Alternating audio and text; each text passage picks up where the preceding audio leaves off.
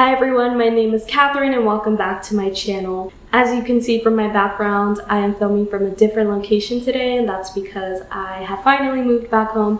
I've been busy unpacking and getting settled, which is why I didn't post this past weekend, but I'm excited to be posting today and talking about this big pile of books behind me, because these are all the books that I read in August and September, and I am about to share which ones I think you should read. Alright, so the first few books I want to talk about are the Throne of Glass series, because I have finally finished the series and I feel like my life is complete, but I am so obsessed with them. I can't even, I don't even know where to start with this series because it has such a special place in my heart now. I finished Empire of Storms and Tower of Dawn in August, and then Kingdom of Ash I didn't get to till September, and I literally did not finish it until September 15th. So first is Empire of Storms. This book was a roller coaster of emotions, let me tell you. I was constantly up and down. I feel like one moment I was so happy, the next I was bawling my eyes out. And the ending just got me, guys. Oh my god, I was literally on the floor bawling my eyes out. And it's just so incredible to me because I feel like the first few books in the series, I think really just the first book, is just absolute trash. I am definitely the kind of person who just will DNF a book that I don't think is good writing. People were telling me just keep going, the series gets so much better, you just have to get to the next few books. So I was okay, I'm gonna give this a shot because I loved ACOTAR. If people are telling me that I should keep going, there has to be a good reason to, so I was okay, let's do it.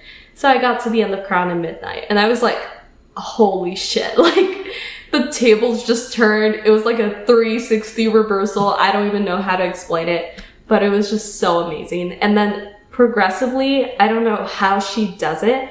And it's crazy to think about because she wrote the series in high school, but every single book after that just progressively gets so much better, and you can literally see her writing grow. But this book, literally a masterpiece. Just the emotional turmoil that comes with it.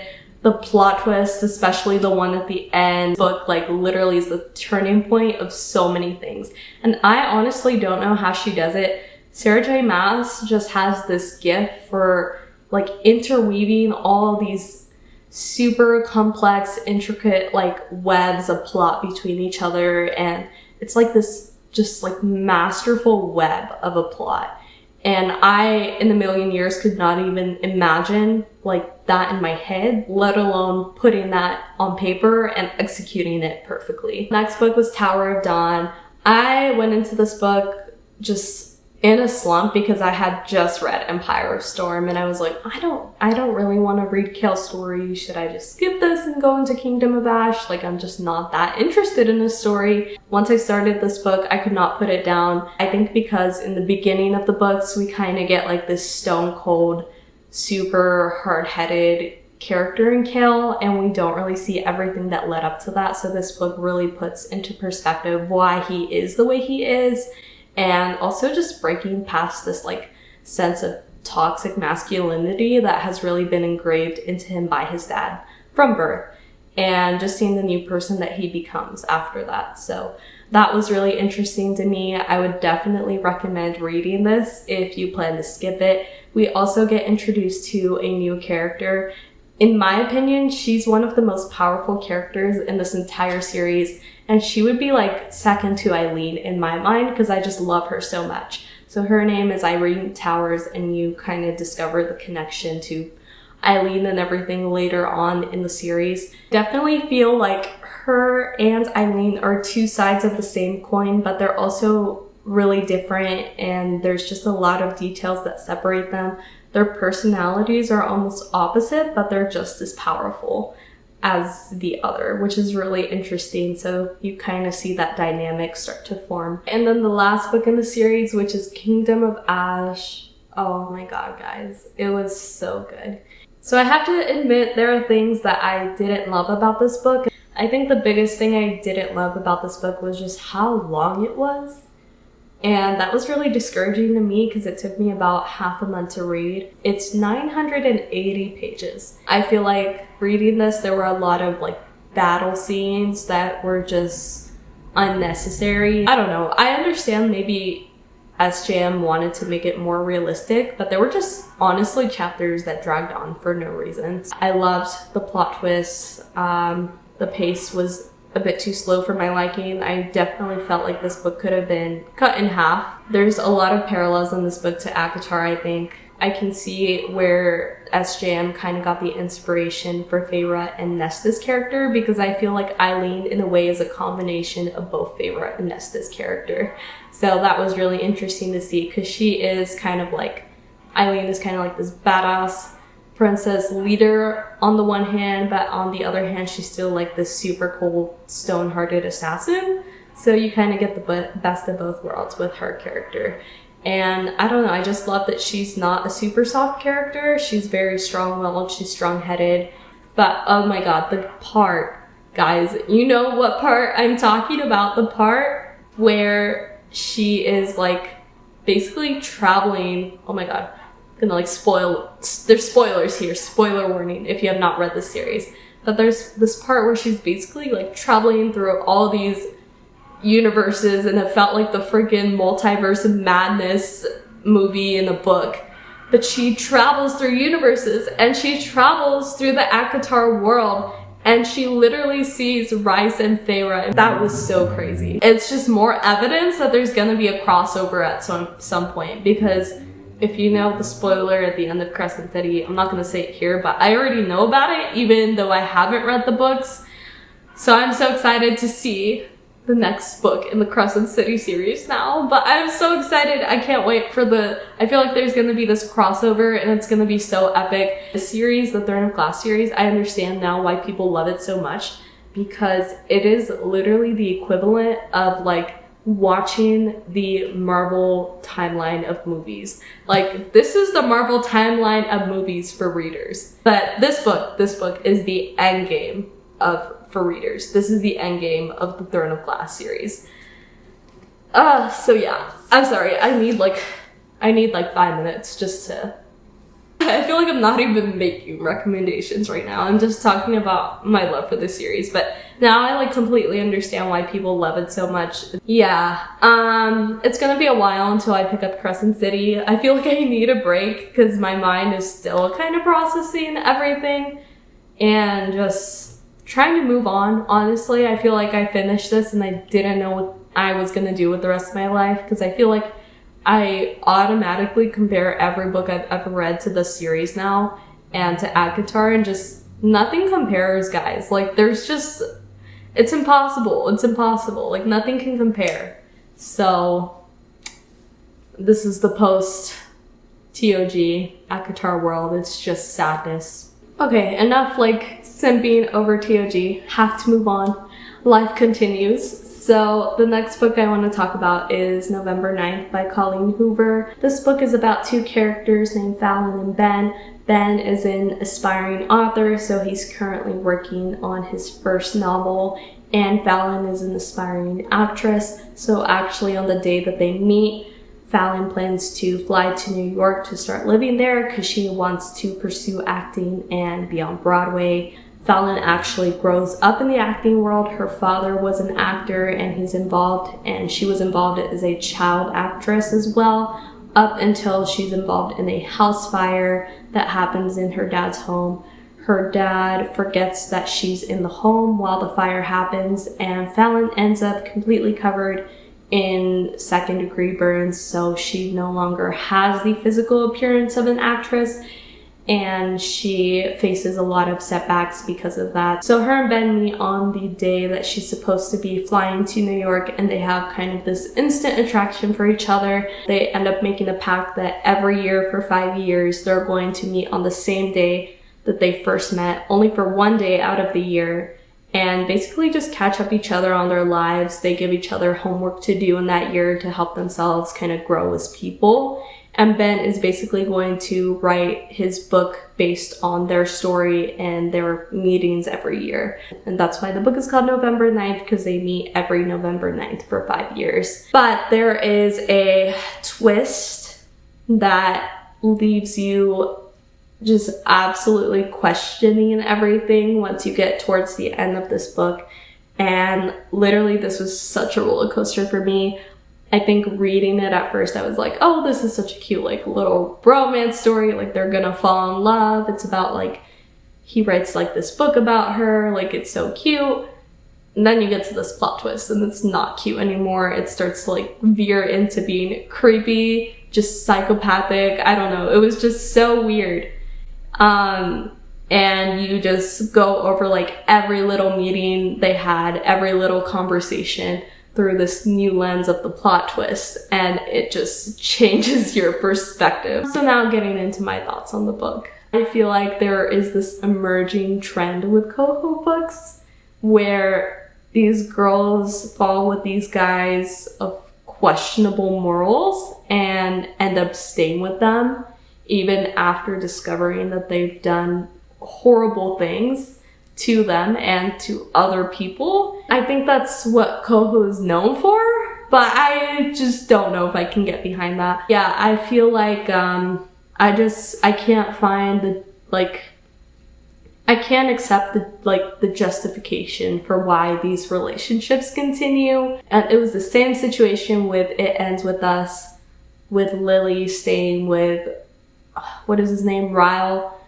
and the same thing with Ugly Love. Ugly Love is, like, I think more of a same plot, but it's just, I don't know, all her books are kind of the same pattern to me. I think if you don't have an issue with that, you would love this book, and you might see it as this cute little silly romance novel. I personally don't see it that way, so I'm just gonna leave it at that. I don't know if I would recommend this book personally. It's gonna leave you thinking after you finish it. I will tell you that much. So yeah. So the next book I want to talk about is The Spanish Love Deception by Elena Armas. This Spanish love deception is about two characters named Catalina and Aaron. They have this kind of workplace rivalry going on. Catalina thinks that Aaron hates her, which you find out is not true the more you get into the book. But basically, Catalina is looking for someone to take to her sister's wedding because her ex is going to be the best man at the wedding. And so she ends up being forced to ask Aaron to be her date to the wedding because she just has no other options. And Aaron says yes. So it is a very spicy, slow burn romance, fake dating, because they have to pretend to be together for this wedding, but feelings start to get in the way and they start to get closer to each other. So yeah, it's very much the grumpy sunshine trope. There's also a miscommunication trope, but to be honest, that didn't really deter me from reading this too much. I know some people don't like that, but I feel like it's played off really well just with the humor that's in this book. So it's travel romance. There's also a Latina female main character, which is something I've never actually seen in the book.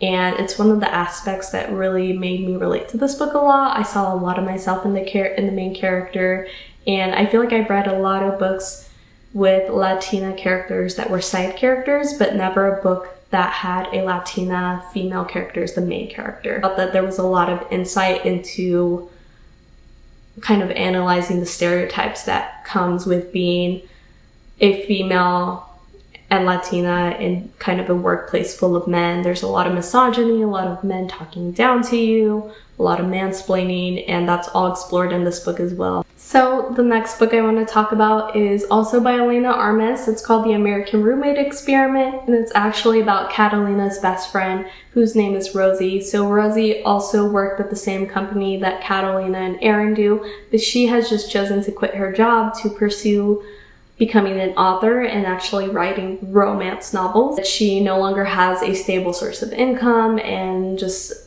everything is going wrong. The ceiling in her apartment starts to fall through, so she ends up having to move out of her apartment while it's getting fixed. And she uses Catalina's spare apartment that she has since unoccupied. She runs into a boy named Lucas, who is actually visiting from Spain, and he's staying in New York.